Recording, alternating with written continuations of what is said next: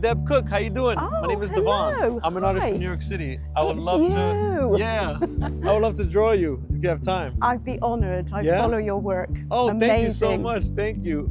We could do it on the picnic table. Yeah, why not? Okay, let's do it right here.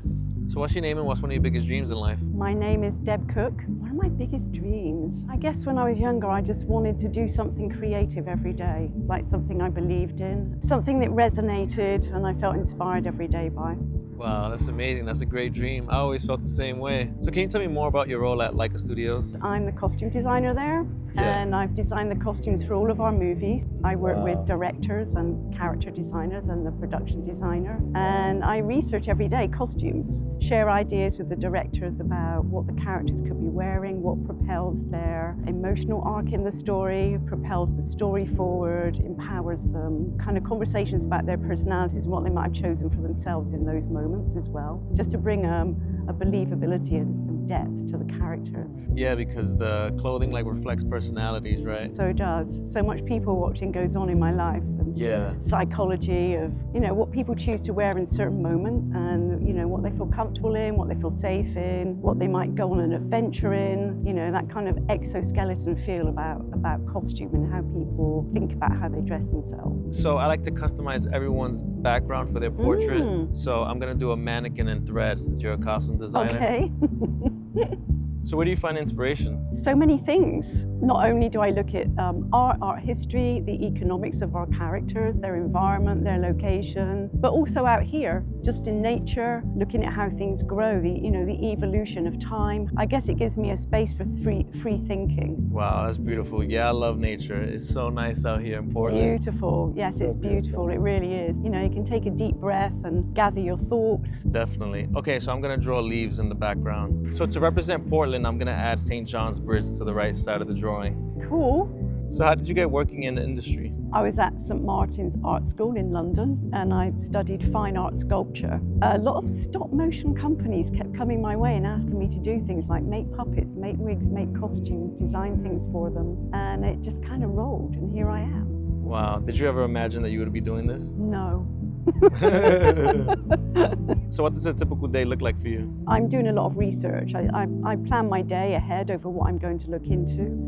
Different items of clothing that might, give the character life, help them breathe, give them personality, depth, history. I piece together those and run them by the directors. So very much a back and forth over how the character begins in a movie and where they end, the adventure they have, their emotional growth, what they might pick for themselves, and just looking into those things really and coming up with a concise way of presenting it and explaining my thoughts behind it.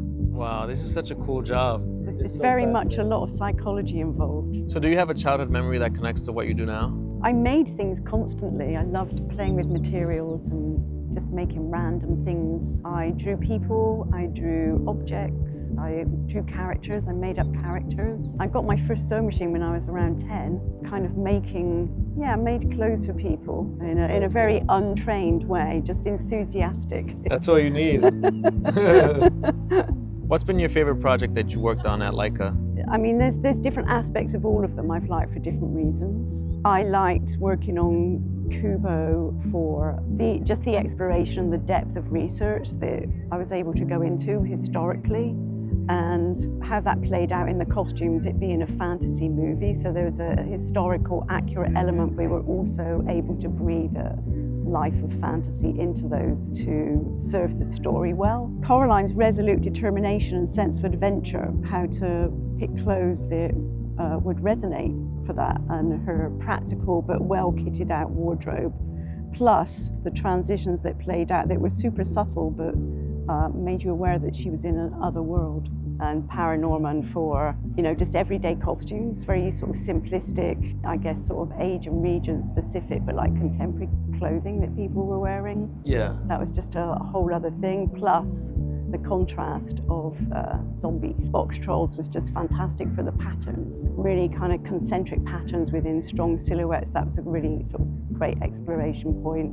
So lavish and indulgent, overly indulgent and intentionally so. That was a fun thing to explore as well. Is it still surprising for you when you see the outfits in the movies, or are you like kind of used to it? I'm used to it now and I see them along the way. I look at dailies every day, so it's not a surprise at the end. I get to see stuff on a regular basis. What's something about your job that people wouldn't expect? People psychology, people watching, working out how people think about themselves, how they empower themselves and present themselves, and what that means to people, and also the scale. I work in a very small scale, and that has its own complexities, levels of inclusion that I can work with pretty well now. Is there a piece of work, yours or someone else's, that deeply impacted you? I'm an artist at heart, and a lot of art pieces have hugely inspired me. Umberto Boccioni's futurist sculpture, unique forms of continuity in space, was very influential because it's a solid form, but it's a futuristic idea of what movement can look like around that. Louise Bourgeois' art, especially her abstract textile figures. Paula Rego and Nicole Eisenman's narrative compositions in their paintings was super inspirational to me. They capture a humor and interaction, but it's very abstract. Francis Bacon's paintings, capturing the mood of a relationship in his paintings, I just find incredible to look at. Wow, that's so cool. I love that you use these art references in your work. Always, yeah, always. My room, slathered in reference images that might not be specific to the actual movie that I'm working on, but they inspire me every day. Wow, that's so cool. If you had to describe your job in 3 words, what would they be? Storytelling, psychology, and innovation. What's one thing that you learned at Leica Studios that changed the way you see creativity? Collaborating with other people, that brings me inspiration, and it's kind of crucial. It grows into something very unique and special. What message do you think the world needs to hear right now? It's a big question. Love and compassion, supporting other people's kindness. That's a great message. All right, thank you, Deb. I'm done with this drawing if you want to check it out. Oh my God, yeah, I can't wait. All right, Deb Cook, thank you for sharing your life with me. This is my interpretation of your life. Thank you. Wow. Thank you, thank you. Oh, it's so amazing. Thank oh you. my I'm God, so that's glad you me. like it. Thank you. So I got Thank you. St. John's Bridge. Oh, you did, yeah. I got the wardrobe. I got the Thank leaves. you. Thank you so much. All right. Have a great Yeah, day. you're good at this. Take care. Thank you. Keep smiling.